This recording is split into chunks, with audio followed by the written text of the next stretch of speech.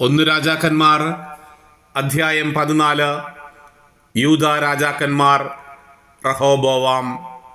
സോളമന്റെ മകൻ റഹോബോവാം ആണ് യൂദായിൽ വാണിരുന്നത്. ഭരണം ഏൽക്കുമ്പോൾ അവന് 41 വയസ്സായിരുന്നു. കർത്താവ് ഇസ്രായേൽ ഗോത്രങ്ങളിൽ നിന്ന് തനിക്കായി തിരഞ്ഞെടുത്ത ജെറുസലേം നഗരത്തിൽ അവൻ 17 വർഷം ഭരിച്ചു. അവൻ്റെ അമ്മ അമ്മോന്യ സ്ത്രീയായ നാമ ആയിരുന്നു.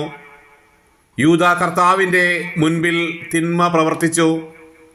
അവർ പാപം ചെയ്ത് തങ്ങളുടെ പിതാക്കന്മാരെക്കാൾ കൂടുതൽ അവിടുത്തെ പ്രകോപിപ്പിച്ചു. അവർ പൂജാഗിരികളും സ്തംഭങ്ങളും ഉണ്ടാക്കി. എല്ലാ കുന്നുകളുടെയും മുകളിലും എല്ലാ വൃക്ഷങ്ങളുടെയും ചുവട്ടിലും അശേര പ്രതിഷ്ഠകൾ സ്ഥാപിക്കുകയും ചെയ്തു. ദേവപ്രീതിക്ക് വേണ്ടിയുള്ള ആൺവേശ്യ സമ്പ്രദായവും അവിടെ ഉണ്ടായിരുന്നു. കർത്താവ് ഇസ്രായേൽ ജനത്തിൻ്റെ മുൻപിൽ നിന്ന് ആട്ടിയകറ്റിയ ജനതകളുടെ എല്ലാ മ്ലേച്ഛതകളിലും അവർ മുഴുകി. റഹോബോവാമിൻ്റെ വാഴ്ചയുടെ 5-ാം വർഷം ഈജിപ്തിലെ രാജാവായ ഷീഷാക്ക് ജെറുസലേമിനെ ആക്രമിച്ചു. ദേവാലയത്തിലെയും കൊട്ടാരത്തിലെയും നിധികളും സോളമൻ നിർമ്മിച്ച സുവർണ പരിചകളും അവൻ കവർന്നെടുത്തു. എല്ലാം അവൻ കൊണ്ടുപോയി. റഹോബോവാം അവയ്ക്ക് പകരം ഓട്ടുപരിചകൾ നിർമ്മിച്ച് കൊട്ടാരത്തിലെ കാവൽ പടത്തലവന്മാരെ ഏൽപ്പിച്ചു.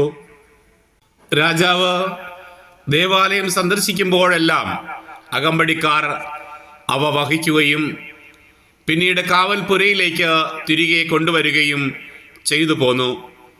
റഹോബോവാം ചെയ്ത മറ്റു കാര്യങ്ങൾ യൂദാ രാജാക്കന്മാരുടെ ദിനവൃത്താന്തത്തിൽ രേഖപ്പെടുത്തിയിട്ടുണ്ടല്ലോ.